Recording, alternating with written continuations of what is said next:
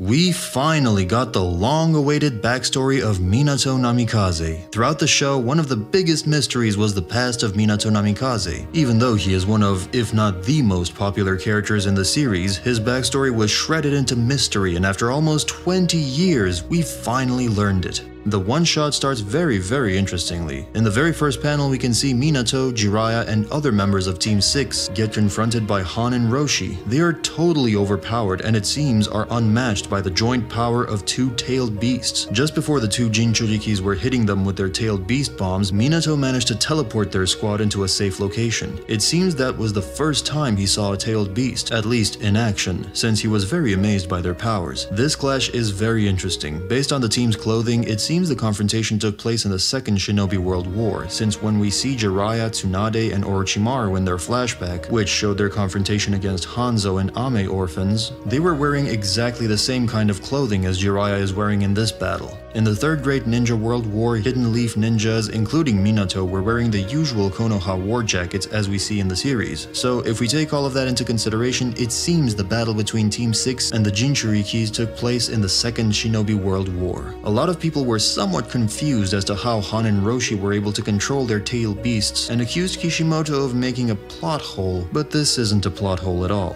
In the Fourth Great Ninja World War, when Obito created his own 6 paths of pain by using past Jinchurikis, we see Han and Roshi, who were freely using the power of their tailed beasts. Roshi was able to use Lava Release Chakra Mode, which is only accessible to a Jinchuriki if he or she masters the power of Son Goku, which in the case of Roshi, we can see is right since he was able to use his chakra transformation freely. This wasn't the only power that Roshi was able to use thanks to his tailed beast. He was also able to use Flower Fruit Mountain, Scorching Armored Fist, and Scorching Stream Rock technique, which further proves the fact that he was able to control his tailed beast. In the third data book, it is also written that Roshi eventually left his hometown of Iwagakure at some point to better understand and control the power of the beast within him. His final battle also makes you appreciate the strength of Roshi more. After being found by the Akatsuki members Kisame and Itachi Uchiha, the former chose to confront Roshi alone, leading to the pair fighting. Exploiting Roshi's weakness to water release, Kisame managed to capture the Jinchuriki after a difficult battle. Roshi had been noted to be a powerful shinobi, forcing Kisame Hoshigaki not to play around with capturing him, as he was a tough opponent.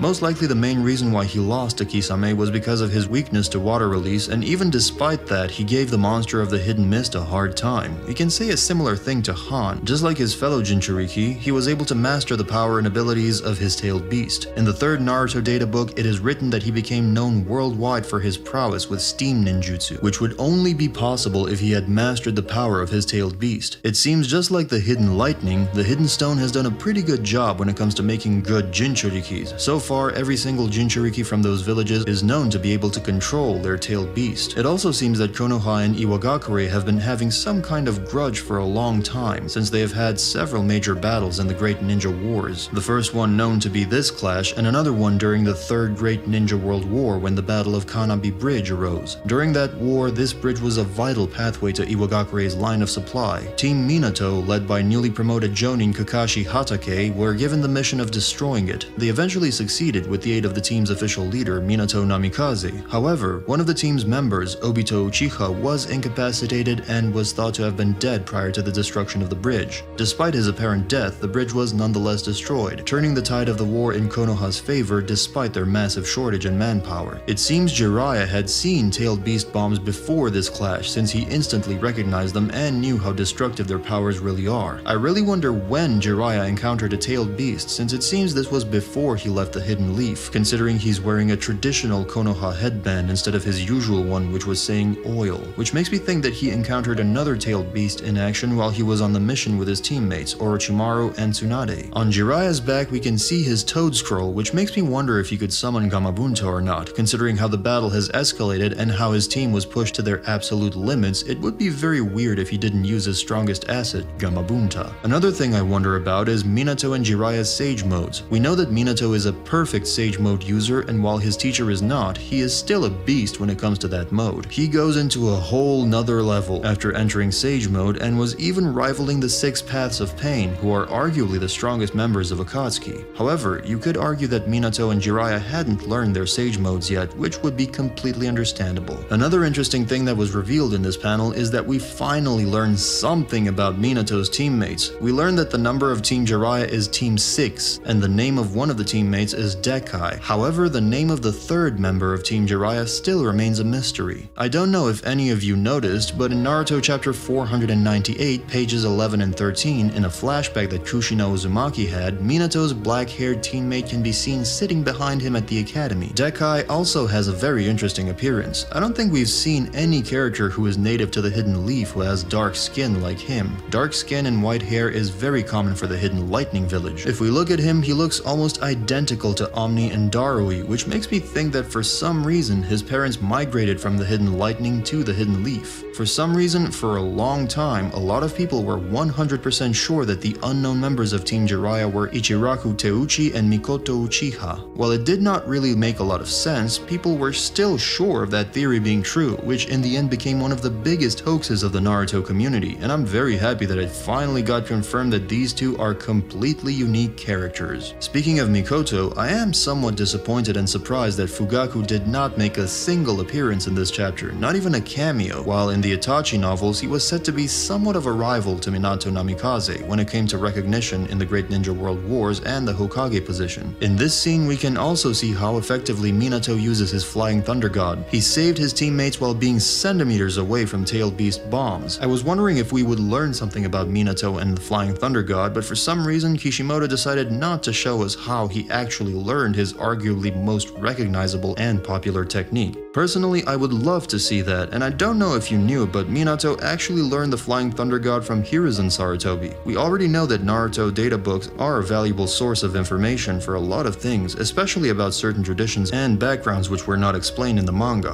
One of them was a small passage which was about how certain forbidden techniques were inherited by the next generations. The passage is called Inherited from Master to Disciple, the secret story of the creation of forbidden ninjutsu. According to this passage, the Flying Thunder God technique, impure world reincarnation, and so on, regardless of the difficulty in their mastery and operation, continue to be handed down for generations to come. Such high-ranking ninjutsus were created by a certain expert in jutsu development. It was the second Hokage, Senju Tobirama. Tobirama's developed jutsu were later inherited by a disciple, a user whose name was Rising. Namikaze Minato improved the mastery of Hiraishin no Jutsu and thus took the nickname the Yellow Flash. The excellent jutsu was refined according to the disciple, who evolved it together with the era. I think this statement confirms that Minato and Tobirama weren't the only users of the Flying Thunder God technique. According to the 4th Naruto data book, Tobirama's forbidden techniques were later inherited by his disciple, whose name was Rising, and we all know who that ninja was. It was none other than Hiruzen Sarutobi. We know that Hiruzen was trained rigorously by the 1st and 2nd Hokage. He was also known as a professor due to his knowledge and usage of ninjutsu. In the 1st Naruto data book, it is also stated that he could use any technique. In Naruto chapter 120 and the 4th Naruto data book, he is reputed for his advanced knowledge and skill in the use of all techniques to ever exist within Konoha, including many hidden techniques. Another passage from the 4th Naruto data book also confirms that Hiruzen was a teacher of Minato. The passage is named as Kages and Traditions Handed Down in All Villages. According to this passage, in the village of Konoha, as a tradition for generations, the ones who become Hokage have their faces carved on the Hokage rock.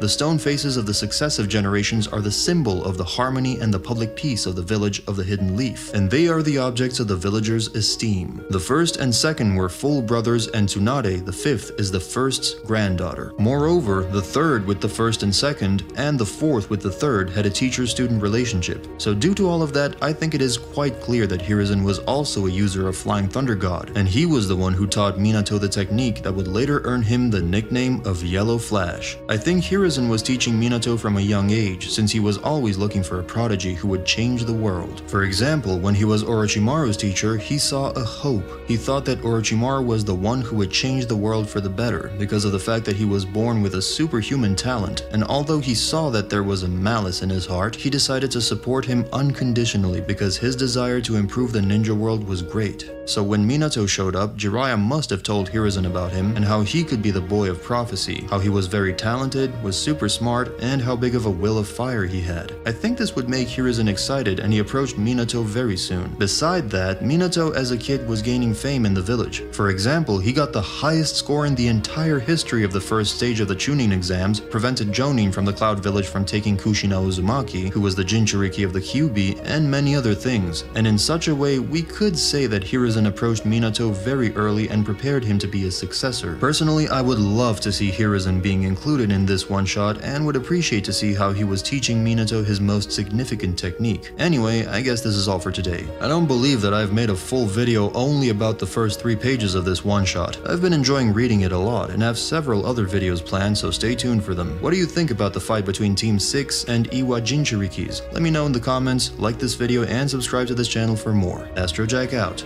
Bye.